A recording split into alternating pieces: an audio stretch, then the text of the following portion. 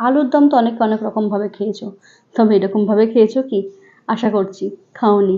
আর যদি না খেয়ে থাকো তাহলে একটাবার বানিয়ে খেয়ে দেখো, কথা দিচ্ছি দ্বিতীয়বার আবার বানিয়ে খেতে ইচ্ছা করবে। নিরামিষ এবং আমিষ দুরকমভাবেই কিন্তু এই আলুর দমটা বানানো যায়। তবে হ্যাঁ, লাস্টের প্রসেসটা একটুখানি ফলো করলেই হয়ে যাবে সেটা আমিষ, এবং নিরামিষ চাইলে অবশ্যই নিরামিষ। পেঁয়াজ রসুন দেওয়া নিরামিষ আলুর দম সব রকম আলুর দমই খাওয়া হয়েছে, কিন্তু এই আলুর দমটা যদি একবার খাও, আহা হা হা হা, জাস্ট অসাধারণ। লুচি, পরোটা, ভাত, নান, ফ্রাইড রাইস, পোলাও যা দিয়ে ইচ্ছা খেতে পারো। তো চলো দেরি না করে ঝটপট রেসিপিটা দেখে নাও। আলুগুলোকে একটু লবণ দিয়ে প্রথমে সেদ্ধ করে নিয়েছি। সেদ্ধ করার পরে অবশ্যই এই খোসাগুলোকে ছুলে নিতে হবে। চেষ্টা করবে ছোট ছোট আলুর দম নিতে, তাতে করে আলুর দমের ভেতরেও বেশ মাল মশলাটা ঢুকবে এবং খেতেও বেশ ভালো লাগে। এবার গ্যাস জ্বালিয়ে একটা ফ্রাই প্যান বসিয়ে দিতে হবে, এবং ফ্রাই প্যানটা একটু গরম হলে তাতে আমি দিয়ে দেবো দুটো শুকনো লঙ্কা, তার সাথে বেশ খানিকটা গোলমরিচ, এবং দেবো একটু জিরে আর একটু মৌরি। একদম ধিমে আঁচে এই মশলাগুলোকে একটুখানি ভেজে নিতে হবে। মশলা থেকে সুন্দর গন্ধ যাতে বেরোয় ততক্ষণ ভাজতে হবে, এবং যাতে পুড়ে না যায় সেটাও কিন্তু খেয়াল রাখতে হবে। মশলাগুলো ভেজে আমি রেখে দিয়েছি। এবার ফ্রাই প্যানটাতেই আমি দিয়ে দিচ্ছি বেশ খানিকটা সর্ষের তেল।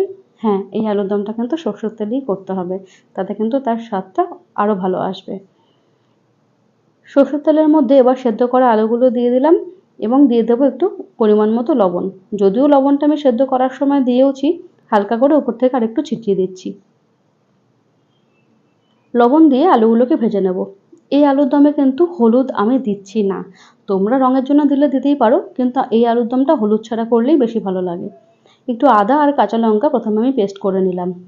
তার মধ্যে দিয়ে দিলাম এবারে একটুখানি মোটামুটি 10 থেকে 12টা কাজু আর একটু টক দই। এটারও একটা পেস্ট বানিয়ে রেখে দেবো। এই যে আলুগুলো ভাজা হয়ে গেছে, দেখতে মনে হচ্ছে হলুদ হলুদ, কিন্তু অ্যাকচুয়ালি কিন্তু হলুদ ছিল না।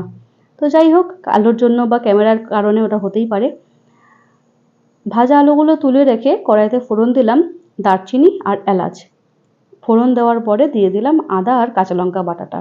হালকা একটু ভাজা ভাজা করে যখন মোটামুটি গন্ধটা চলে যাবে কাঁচা, সেই অবস্থায় দিয়ে দেবো কাজু আর টক দইয়ের পেস্টটা। কাজু আর টক দইয়ের পেস্টটা দিয়ে ভালো করে কষতে হবে তেল ছাড়া পর্যন্ত। মিক্সি ধোয়া জলটাও দিয়ে দিতে হবে যদি লেগে লেগে যায়। ভালো করে এবার কষিয়ে দেখো মোটামুটি অনেকটাই তেল ছাড়া ছাড়া হয়ে গেছে। এটাকে আরেকটু শুকনো করতে হবে যাতে করে উপর থেকে তেলটা ভেসে আসে।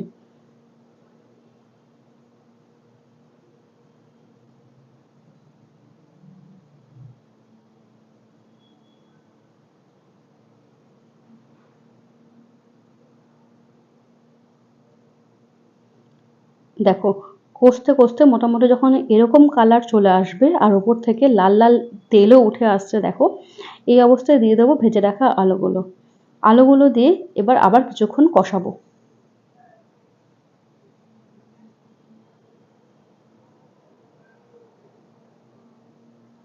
দেখো মোটামুটি 3 থেকে 4 মিনিট আলুগুলো দিয়ে আবার ভালো করে কষিয়ে নিয়েছি, এবং এই অবস্থায় আমি দিয়ে দেব বেশ খানিকটা মতো দুধ। হ্যাঁ, দুধ দিলে কিন্তু রান্নাটার টেস্ট অসাধারণ হবে। তবে হ্যাঁ, তোমরা অনেকেই বলতে পারো যেহেতু দই দেওয়া আছে আবার দুধ দেওয়া হচ্ছে দুধটা ফেটে যেতে পারে। না, দইয়ের সাথে যেহেতু কাজু বাটা আমি দিয়েছি সেই কারণে দুধ দিলে দইটা ফাটবে না। এই অবস্থায় দিয়ে দিলাম বেশ খানিকটা চিনি। তোমরা চাইলে এই রান্নাটা জল দিয়েও করতে পারো, তবে দুধ দিলে স্বাদটা আরও ভালো হয়, ইনহ্যান্স হয় টেস্টটা। তো ভালো করে কষিয়ে টষিয়ে এবার দিয়ে দেবো যে মশলাটা প্রথমে বানালাম সেই মশলার গুঁড়োটা। ভালো করে মিক্সড করে ব্যাস এবার সাইডে রেখে দিলাম। এই হচ্ছে নিরামিষ আলুর দম।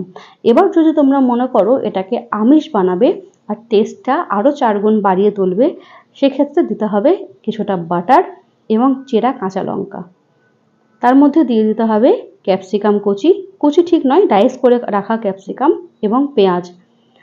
এই পোর্শনে যদি পেঁয়াজটাকে অ্যাভয়েড করো তাহলেই কিন্তু নিরামিষ আলুর দম হয়ে যাচ্ছে।